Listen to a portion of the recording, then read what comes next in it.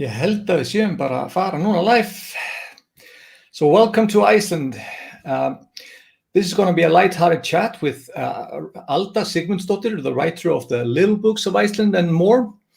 And we're going to talk about the Saga nation, or the love of Icelanders of books. We're crazy about books here. So welcome, Alda.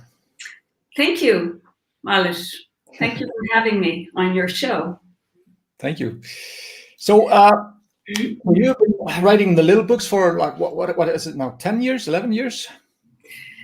Let's see. First one I wrote 2009, I think. Yeah, that was actually not a little book. It was Living Inside the Meltdown that we were just discussing before we went live. Yeah, that was the precursor of the little book. So what was that all about? That was after the economic crash, of course. So yeah, the meltdown probably. I haven't read that. So probably about the crash in Iceland, right? Or correct. Yeah. So I used to write a blog called the Iceland Weather Report, and I started it just sort of when everyone was starting a blog, back in the 2004-05, something like that. Mm-hmm. It was just, like a lighthearted little blog about what was going on in my life and so on and so forth. And then, of course, we had the economic meltdown. And that was just such a huge event. And yeah, of course, my thing has always been, if I process things by writing them down. And so it was really helpful for me to write things down as they were happening on my blog. And then suddenly, the blog started to get a lot of attention because, there was a lot of information that was not available in the outside world about what was happening in Iceland that wasn't in Icelandic. So there was this real sort of thirst for information in English. Mm-hmm. So my blog started to get a lot of attention, and as you know, blogs are interactive, and people were asking me, all kinds of things about, how is this affecting you on the ground? We're getting the big picture, we're getting the political picture, the economic side in our media abroad, mm-hmm. But what's going on with the little people? With the average Joe. Yeah, exactly. How is this affecting you? How is it affecting your family, your neighbors? So mm-hmm. I went out and did these interviews with people about how the meltdown had affected them and was affecting them. And that was my first book. And that was before even, Amazon had the Kindle or anything, or it was just starting, I think. So I just had, I just sold it through my blog as a way, because the blog was taking up so much of my time by now, mm-hmm. That I needed some way to finance it.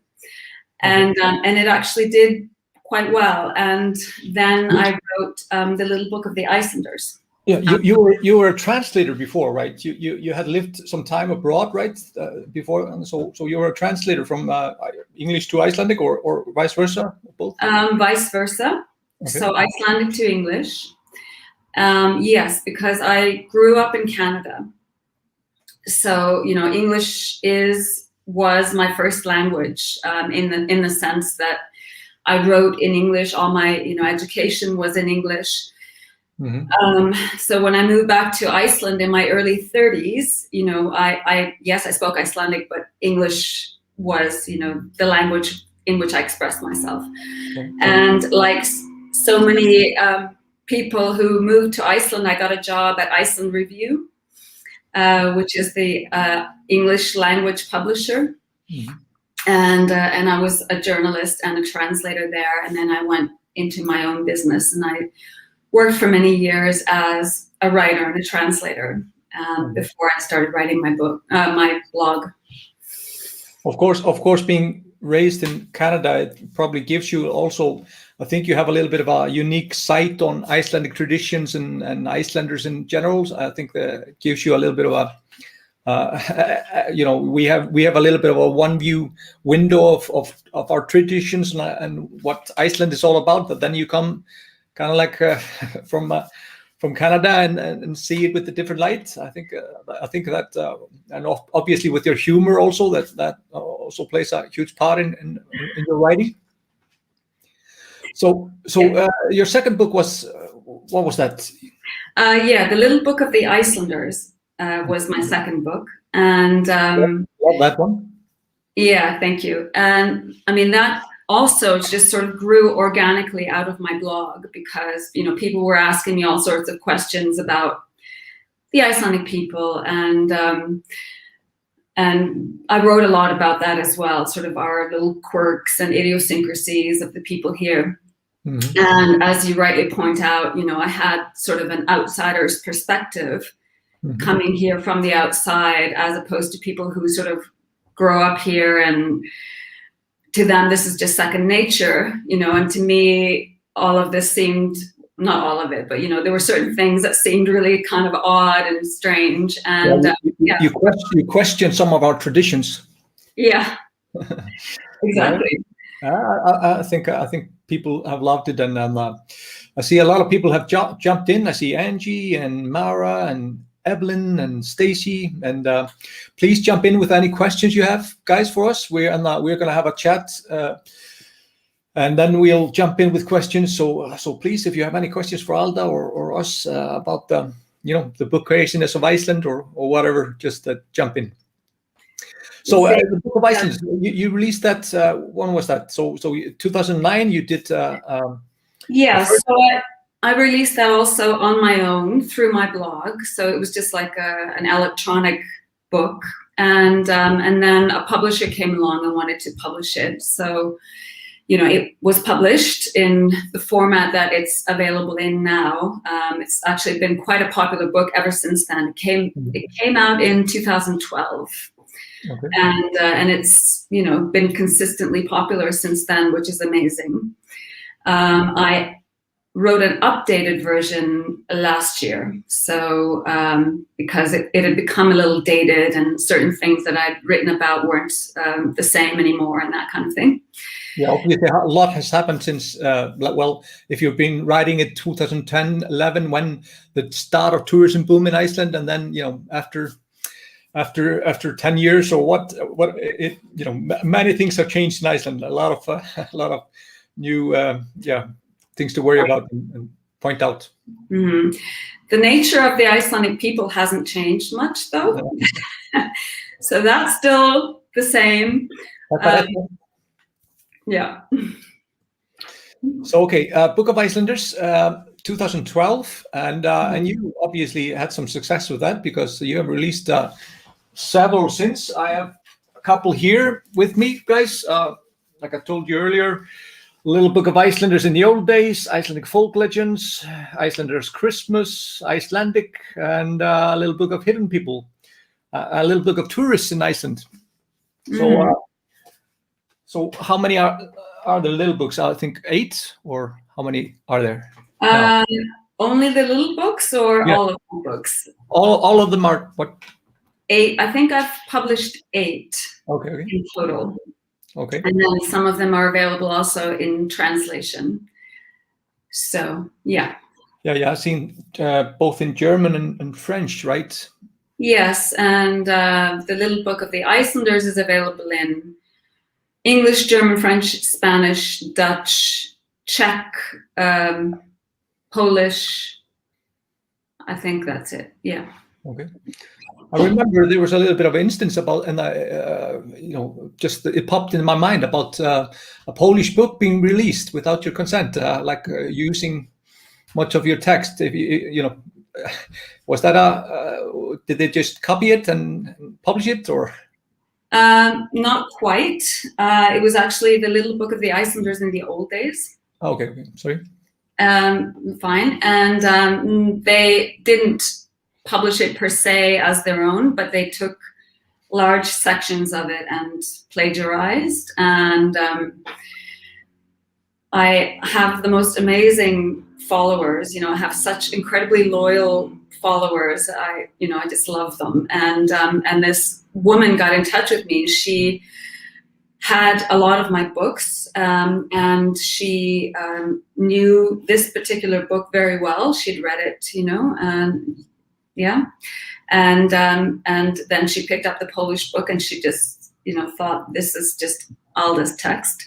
Yeah. So she emailed me and let me know. Otherwise, obviously, I don't read not obviously, but I don't read in Polish. Yeah. So I probably never would have figured that out unless someone told me. Mm-hmm. And I decided to not settle for that. So I actually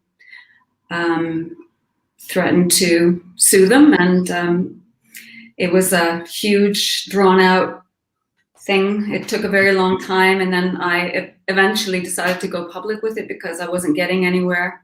Just getting stonewalled, and then once again, I had this incredible outpour from my followers, the support system, who basically responded in such a way that the publisher of that book had to respond to me. And so we reached a settlement, and they actually pulled the other book off the market and published mine instead. Okay, so just by the pressure of your fans. Yes, I think it wouldn't have happened in that way unless, all those people stepped up to the plate for me. And, this was, as I'm not sure if the people watching know, but the Polish community in Iceland is quite large. It's the largest immigrant group that we have here. A lot of them follow my social media posts, and some of them know my books. But I learned so much about the Polish people through that experience. And, I was just so incredibly grateful because people who didn't know me, were stepping up for me, were posting things online. That the post I did about that situation went viral. So, and people were just so incredibly supportive, and were messaging me and commenting and sending me strength and, offering help. And it was just wonderful that it wasn't a wonderful experience, but that side of it was pretty amazing. Yeah, obviously. And obviously your writing much touch people because they wouldn't respond that strongly if you wouldn't be writing something that they have a inclination to support. So so what do you? So then you follow just with a string of books, and I know you're working on something that is a secret, so we're not going to talk about that. But what do you believe? Why are so if we get to the Icelandic aspect of books and stories and these, what do you think is the roots of that? Why are we so crazy about books and stories here in Iceland? Well, loaded question. Yes, it's a broad question. Way back.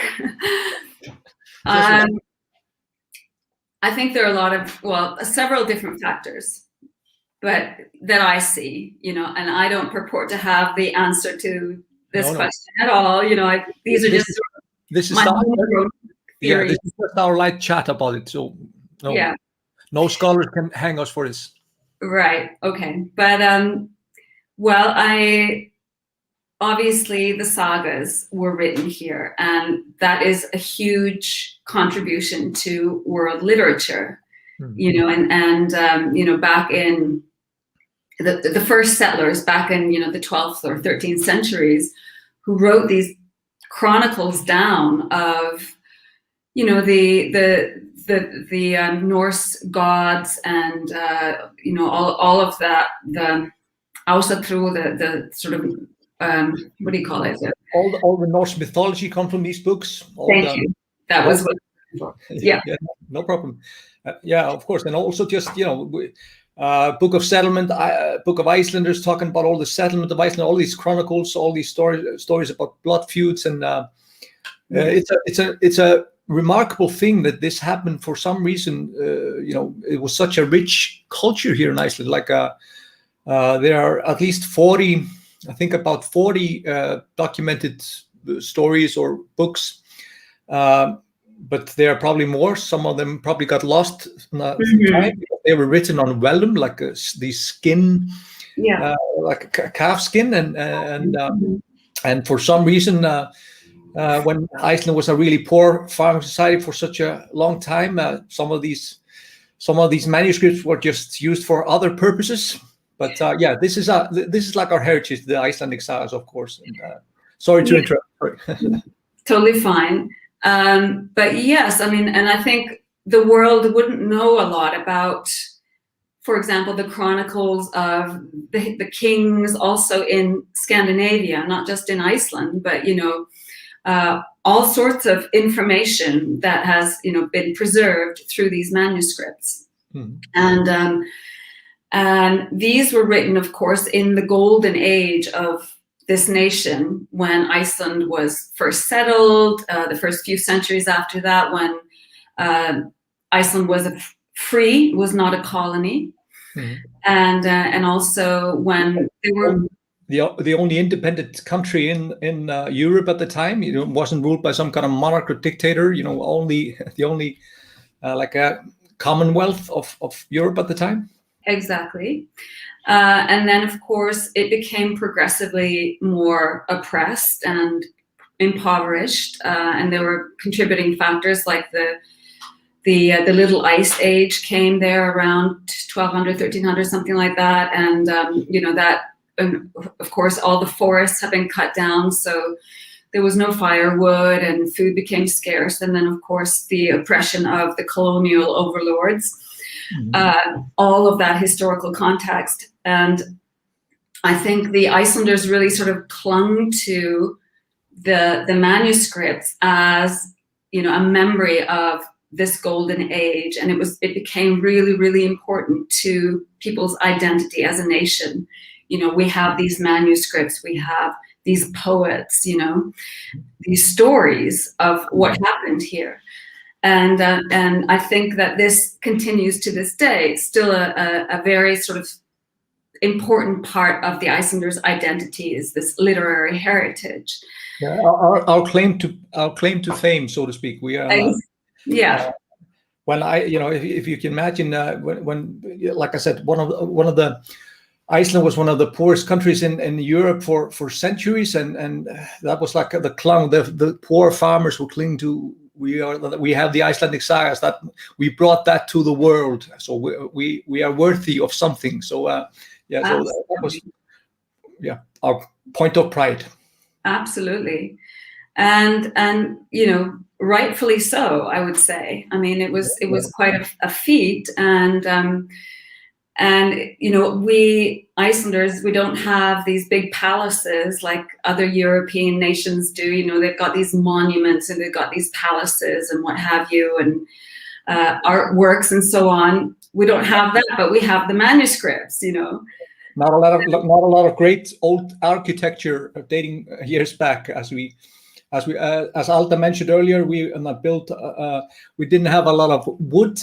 Wiped that out in a couple of hundred years. So we built our houses from turf and stone mostly, and that needed to be rebuilt every year to maintain it. So we didn't have any.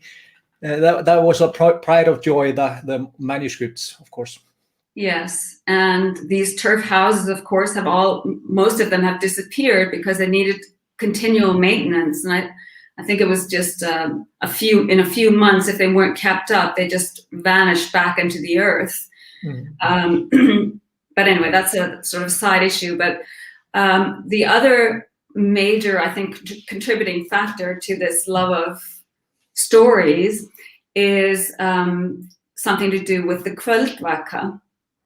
And I posted a little bit about this on my Facebook page yesterday, and also Instagram, about the kvöldvaka, which was a national institution in this country. And kvöldvaka, it's a compound word, so kvöld means evening and vaka means to stay awake. And this was a period of time from about 6 in the evening until 10 in the evening. And of course, much of the year was spent in pretty much darkness here, most of the winter, and especially certainly those hours. Light sources were incredibly precious at the time. We didn't have firewood, so we just had these sort of fish oil lamps that were used, so people stayed indoors a lot, and certainly in the evenings. And this kvöldvaka period was the time where people sat and did their sort of evening work, and they worked with their hands. So they were, spinning the wool and carding the wool and knitting and making tools and, preserving food and that kind of thing.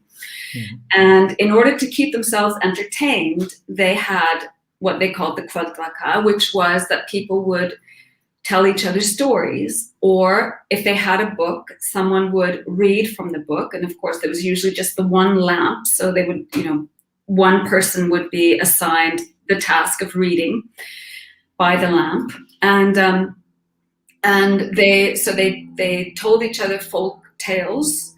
They recited this epic poetry, which is called adrima in Icelandic. And pardon? Rhyming. Exactly, because they rhymed. These sort of epic poems, they had to rhyme in order for people to remember them. Yeah. You needed to have a certain structure to be able, because, as you said, we're talking about the Book of Iceland or Book of Settlements, for example.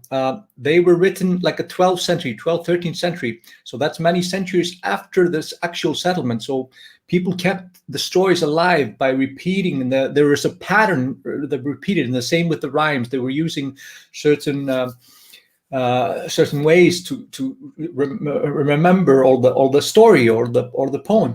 So, exactly. Yeah. So all of these were orally transmitted. Well, a lot of them were orally transmitted. Yeah. Same with the folk stories. And so this was a very, very important and significant part of the Icelanders' sort of cultural life. And it was everywhere in Iceland. It was not just confined to one particular region. Every farm in Iceland had this kvöldvaka. And this is also where children were educated. So this is where they were taught to read and write.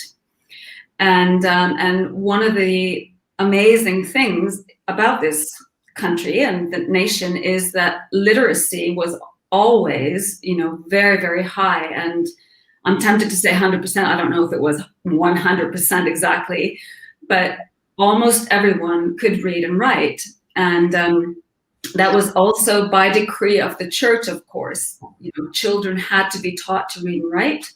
And if their parents didn't teach them, then they could be actually removed. There was a law that said they could be removed from their parents and placed in another household that would teach them to read and write.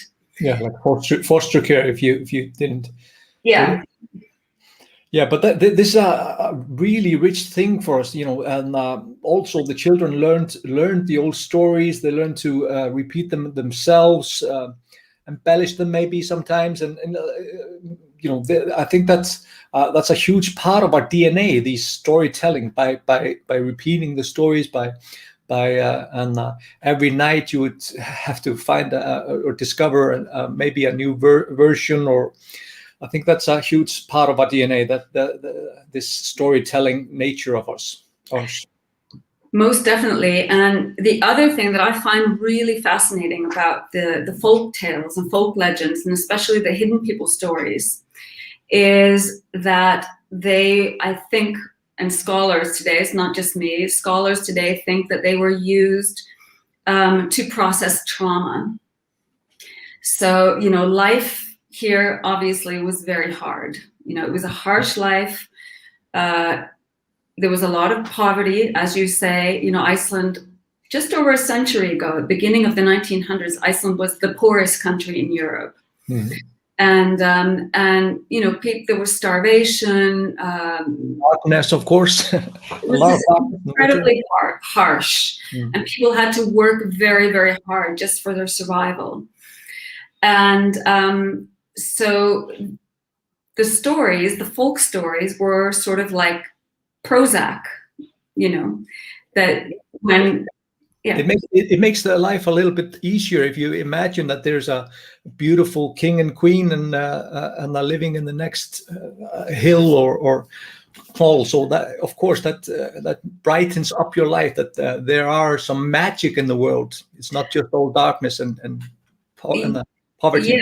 Yes, and you know, not and all of the folk tales, almost all of them, had to do with people overcoming adversity, you know, and coming out the other side as survivors. But I think or respecting nature, or respecting nature. Yes. Cautionary tales also, like you should respect that. If you do, then you'll fare well off. You should say yes when a stranger asks you for kindness and so forth. So. Exactly. So they were morality tales, and they were sort of, you know, guidelines of how to live a good life in, you know, society with other people. But I think, you know, the hidden people stories I find particularly fascinating. I wrote a whole book about them, and with some of my interpretations, and they're not just my interpretations. I actually studied folkloristics at university, so, you know, it comes from a source. But yes, as you point out, you know, with when life was incredibly hard, and you can imagine you're living in this turf house, very small, with the animals on the lower floor for warmth. You're living above the cow shed, you know.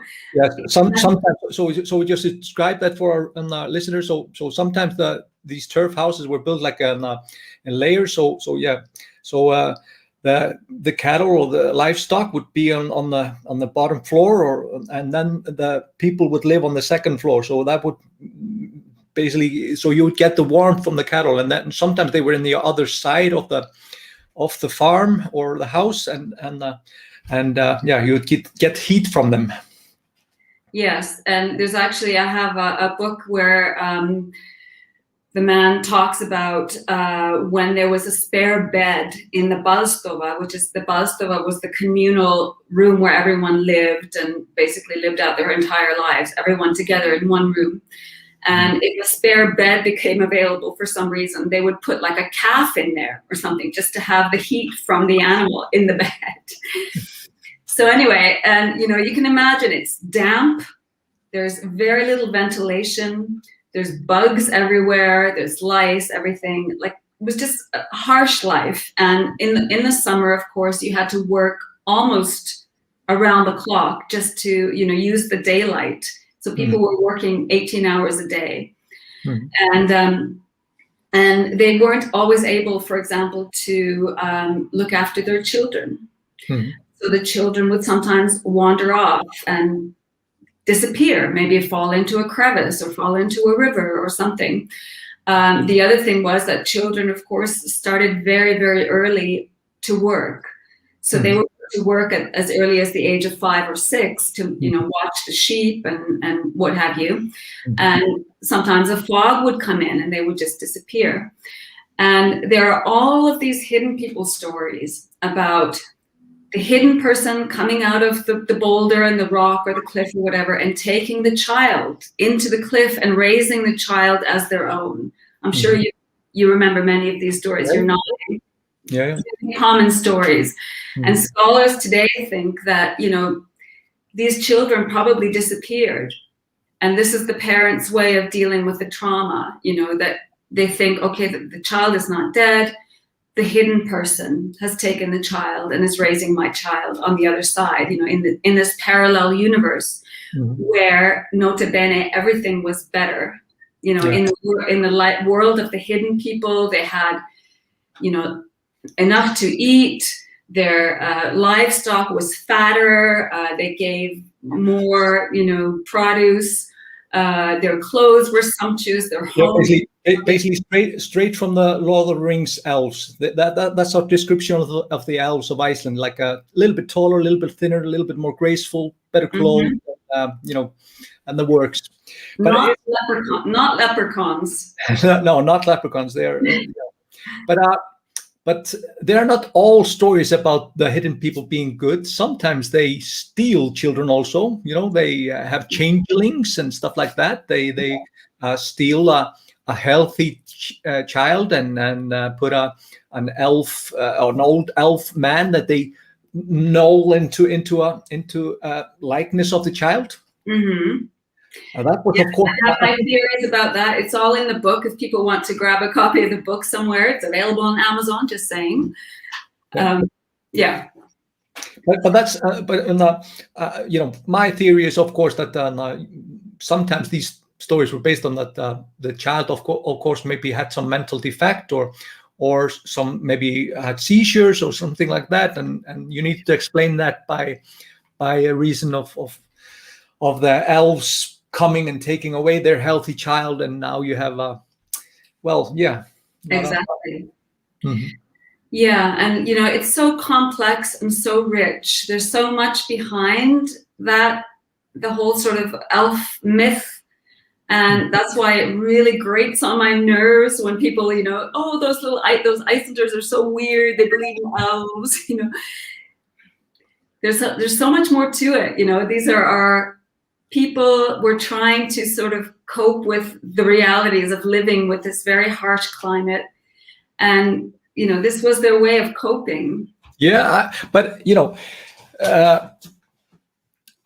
I'm going to tell this story a little bit more detailed later. But my mother, she was always playing with these elf children when she was growing up.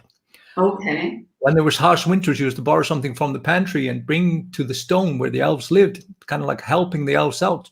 Mm-hmm. Of course, always the food was gone the next day. So my mother saw more than meets the eye. So I'm not going to tell the rest of the story, Mm-hmm. but who am I to respect my mother for her sights? So sometimes it's closer than you think. Sometimes Mm-hmm. These elf stories are closer than people are. So don't dismiss them outright. We are, of course, there was a survey done in 2009 that showed about 55% of Icelandic people didn't dismiss the fact that some kind of hidden people or ghosts are real. But it's more like we don't want to say no. We kind of like we want to respect nature and how to say it. We don't like to dismiss it outright that they don't exist. Well, it's a very strong part of our culture, and I think it's very close to the sort of the soul of the Icelandic nation for whatever reason. I'm just wondering. I see we're almost half done, and there's a whole bunch of questions coming in. Maybe we should address some of the. Yeah, let's address some books.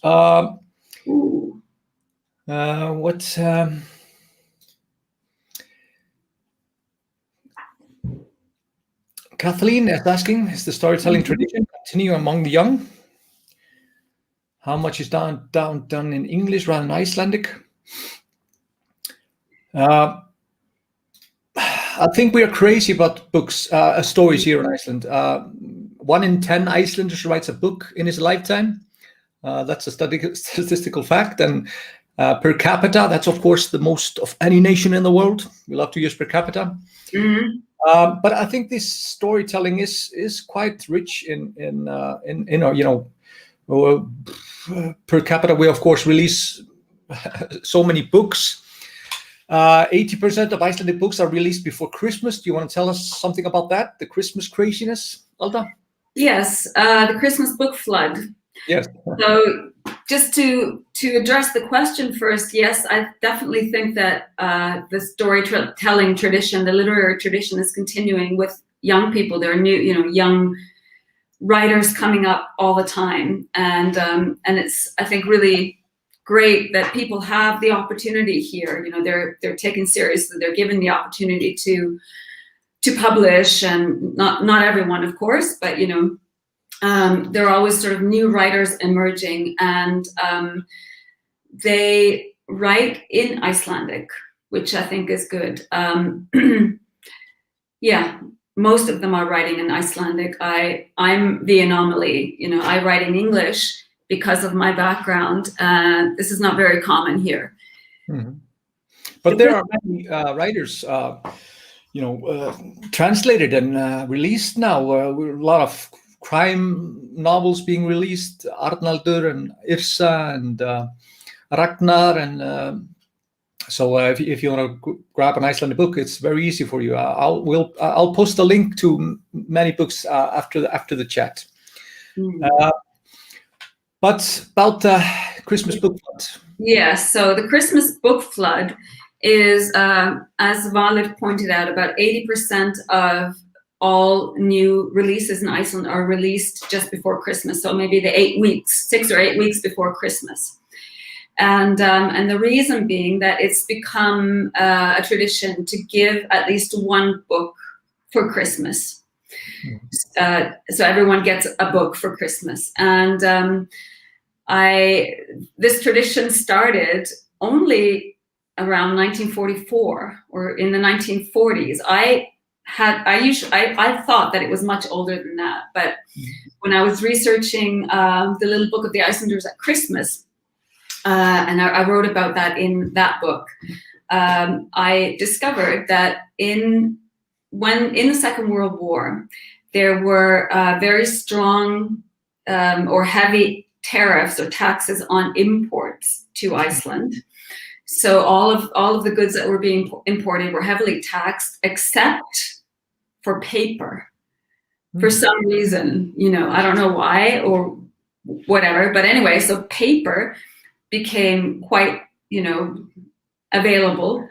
And Icelanders were quite flush with affluence at this time because of the war, and first the British troops were stationed here, and then the American troops. So that they brought a lot of jobs. Yeah, put it into context. Iceland was a really, like Alda mentioned earlier, one of the poorest nations in the beginning of the century. Then we started fish for real, started export fish, and slowly gained our wealth, and that helped with basically distancing ourselves from the Danish kingdom. We were a Danish colony until 1918. We got our sovereignty, and then you used the Second World War to say goodbye to Denmark and clear our independence. So the Second World War was really influential for us because so many jobs. And after the Second World War, there was the Marshall Aid that Iceland also got. So that helped also with the economy, building roads everywhere. And so interesting about the book and our paper. But please continue. Yes. Icelanders call the war the Blessed War because, it was such a blessing. It's a tongue-in-cheek thing, but it was a blessing for the Icelanders to get all this, affluence that they never had before. But they didn't have anything to spend their money on except paper. So, what do you do with paper? You print books. Great, So books became the sort of Christmas gift that year and during those years, and that tradition has continued. So we have the most Nobel Prize winners per capita, of course, also. We have one, Halldór Laxness, that is amazing. I mean, he won the Nobel Prize for literature when the Icelandic population was 150,000 people. We recommend the book Independent People, of course. That's like his claim, best book I consider. But always asking, how old were you when you went to Canada? Yes, I went to Canada first when I was 5 years old. And I was away for 2 years, so between the ages of 5 and 7, first in Canada, and then I lived in Cyprus with my family, part of my family. And then came back to Iceland for 3 years between the ages of 7 and 10, and then moved permanently when I was 10. Okay. Yeah. Cool. So Michael is asking, even though Icelanders are voracious readers, is the population large enough to sustain a viable publishing industry? Yes, I would say so, but it has its drawbacks, of course. It's sometimes difficult for writers, but as I said, we have so many writers, so that doesn't stop people writing, even though it's sometimes hard. Well, you have to mention in this context, though, that the state supports writers. Yeah, a certain amount of writers. Well, how many are there? I don't know how many get allocated, but there is a writing grant or stipend, not just for writers, but for visual artists, for writers, for musicians, and for stage artists. Precisely because it's really not enough, I think, to sustain. I mean, it is enough to sustain a publishing industry, but the government is involved, does allocate grants to writers. So a certain number of writers get a salary, let's put it that way. And the longest period of time that you can get, I think, is 3 years. And then it sort of goes down. Some people get 1 year, some people get 9 months. I think it's down to like 3 months. So there is a committee that's set up that assesses applications from writers, and then they allocate these salaries. The government also steps in with translation grants. So there are grants for Icelandic literature to be translated into other languages, and vice versa, for foreign books to be translated into Icelandic. And so the government is involved in keeping the industry going. And I think it's not easy. It's not easy for publishers of Icelandic books to make a living simply from the Icelandic market, because it's that small, and you very quickly saturate the market with one book. Yeah, but there are always a handful of writers that sell and are chopping probably Arnaldur and some of his ilk that sell enough books every Christmas that they can survive on it until next year. And they also sell foreign rights to their books. So these are mostly the thriller writers. And their books, of course, are also popular overseas, so they make a living from that as well. Yeah. So, see here, Laura is asking, changing with more non-Icelandic people moving here.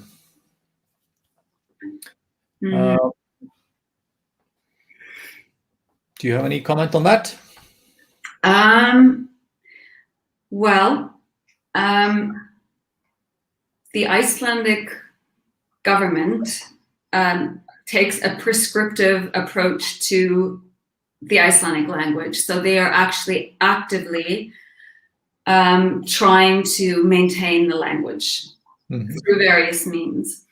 And for example, these grants for writers, I think, are for writers of Icelandic, So there is an attempt to keep the Icelandic language alive.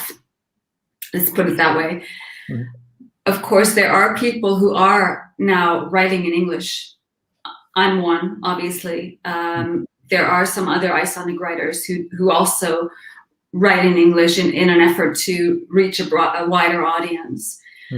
I think that the bigger problem is just how we're seeing the language become, or these languages, particularly English, not so much Polish. I don't see much Polish, but English is infiltrating all other areas of society. And I think that comes with tourism more than necessarily through literature. Well, I think also just basically computers, internet. All the kids are raised by English slang, and I think it's more aggressive. I think for sure that it's going to be difficult for Icelandic to continue to be pure in a couple of decades' time. We are trying. We try to be vigilant. We try to do all kinds of stuff, but on internet, the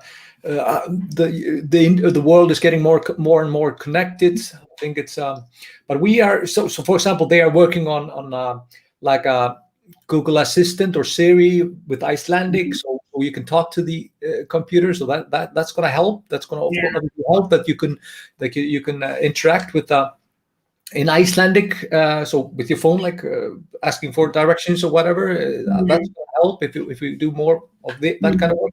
it's still going to be difficult for us to keep like a language that only like 360,000 plus talk in Iceland and probably similar like that abroad.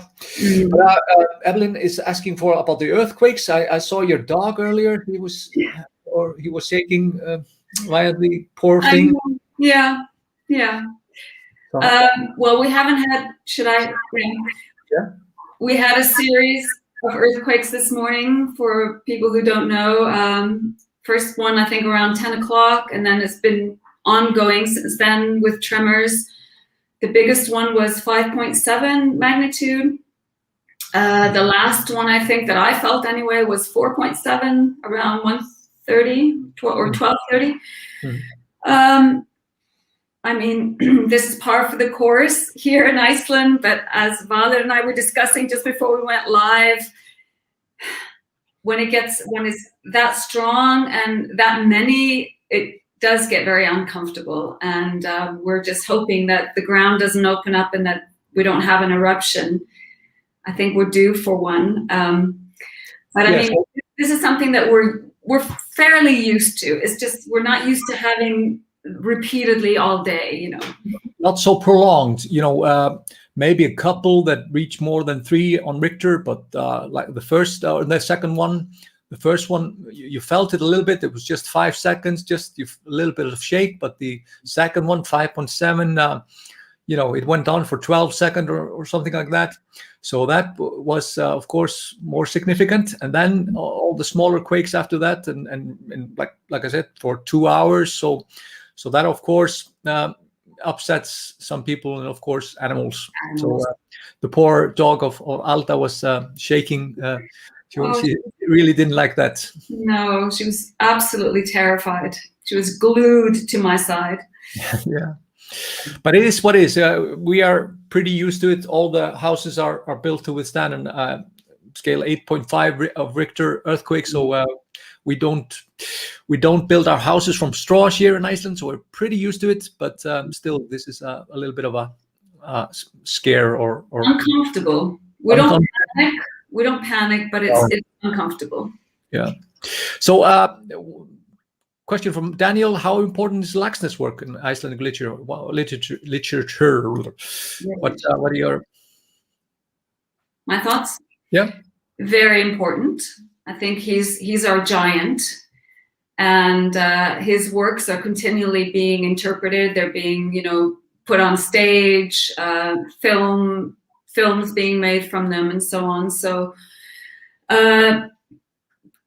Kids read laxness in school, so thanks. So yeah, I'd say very important. Wouldn't you agree? Yeah, of course. It's a required study when you're learning in college, and so every child born and raised in Iceland reads a book of laxness once in his lifetime at least, and. They're a little dry sometimes. You have to have it's a little bit of an acquired taste, but he is a magnificent storyteller, and so definitely recommend for you to pick one of his books up. Sure. So, which one would you recommend by Laxness? Which is your favorite? I think Independent People. Yeah. Definitely. I haven't read them all. I'm working on it. I, of course, not having grown up here, I didn't study Laxness in school.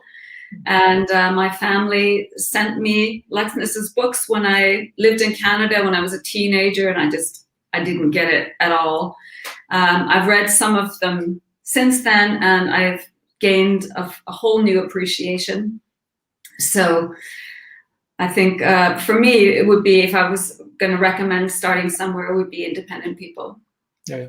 That's like the basic book that everybody learns in school. And as I said, I didn't much like it when I was 13 or something like that.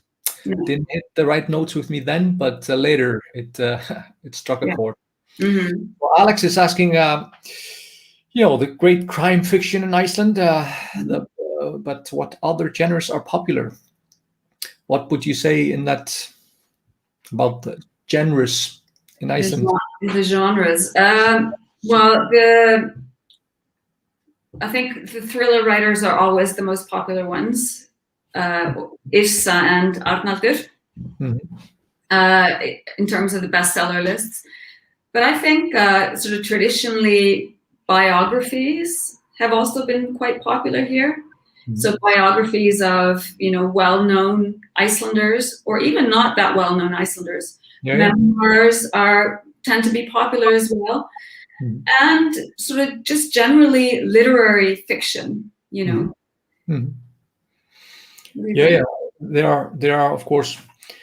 I'm going to post later a couple of ideas for writers that you should check up. Some Icelandic, more like not the criminal, not from the criminal genre, but guys like Hallgrímur Helgason and more. Yeah. I'll tell you more about that later. He's a favorite of mine for sure. Yeah. So Sherry is asking, we should develop more programs to teach Icelandic to tourists, scholars, and others of crazy people. I know there are certain steps in that regard. I know there's a pretty good website, learnicelandic.com or something like that. Icelandic Online. Yeah, Icelandic Online, of course, .com. And we are taking certain steps. We are, of course, working on this.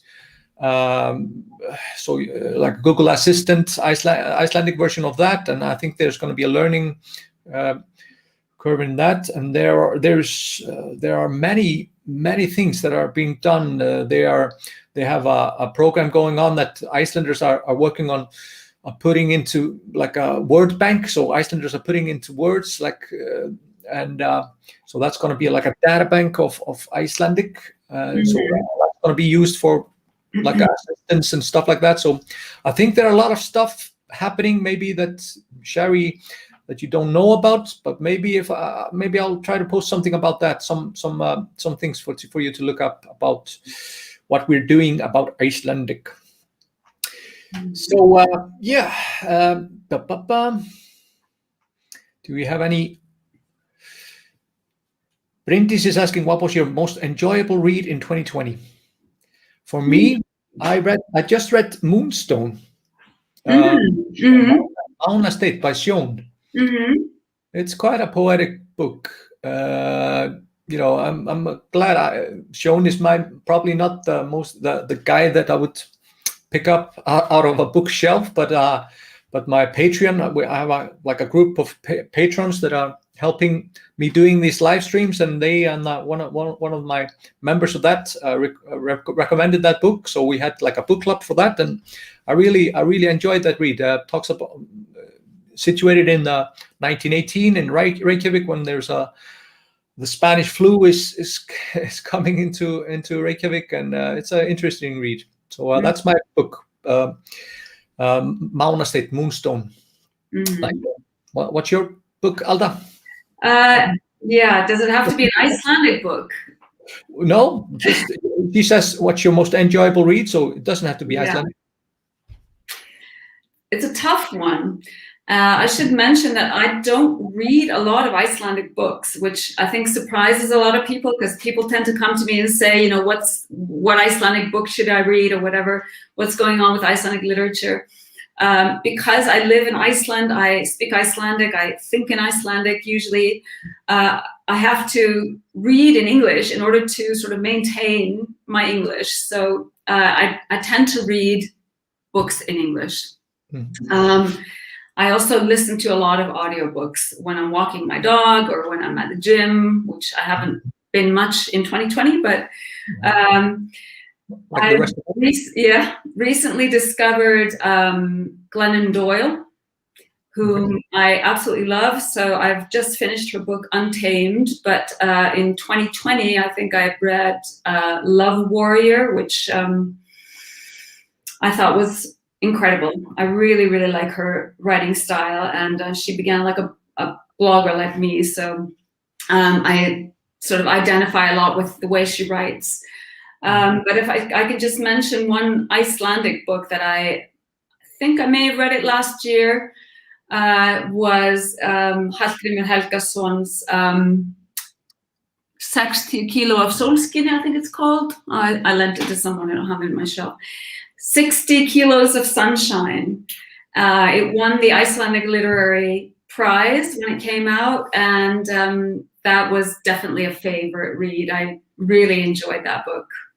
Okay, cool. So it's being translated into, I think, well, almost certainly English, probably other languages as well. So if you want to keep an eye out for that one. Okay, I'll post a link to that on after the live stream. Alexa is asking, are ebooks as popular, or do you prefer the real thing? What do you prefer? I understand this as two questions. So are ebooks as popular in Iceland, or I'm not sure. I understand it as do you prefer to have a book, or do you prefer to have an ebook? I switch between, because I have a Kindle and I really love to. It's so I can bring it anywhere and read a little bit.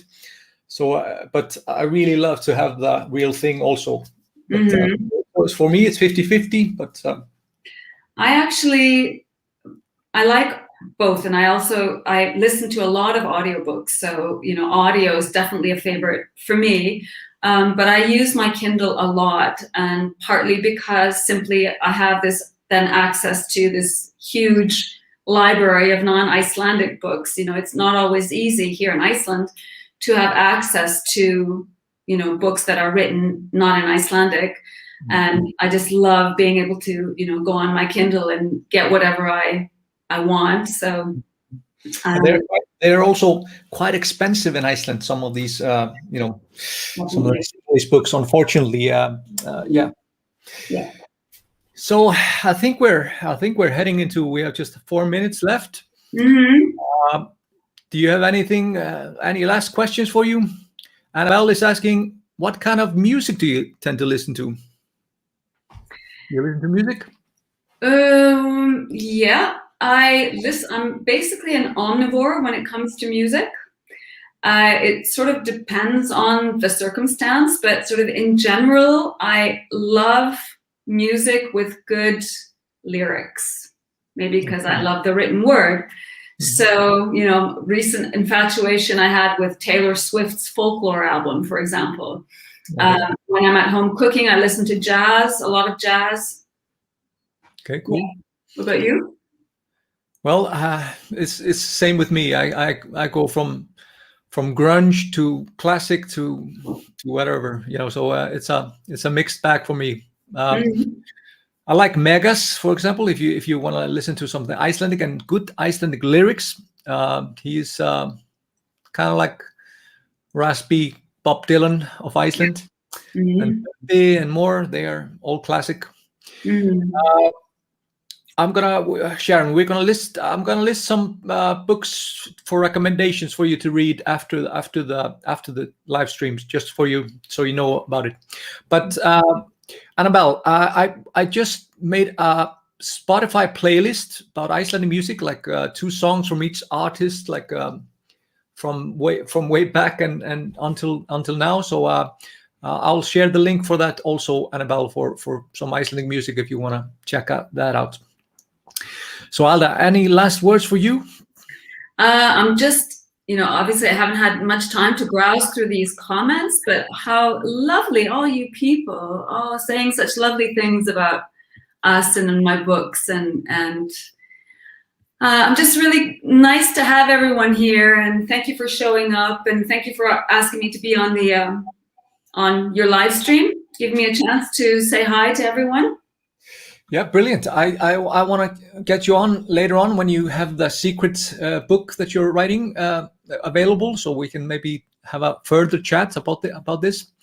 And just lovely to have all of you aboard. About 120 constant lives watching, and I know there are more been watching and will watch tonight. Some of those people are sleeping now and haven't woken up. So yeah, but just thank you for the chat, and lovely to have you. Thank you. Bye, everyone. Bless.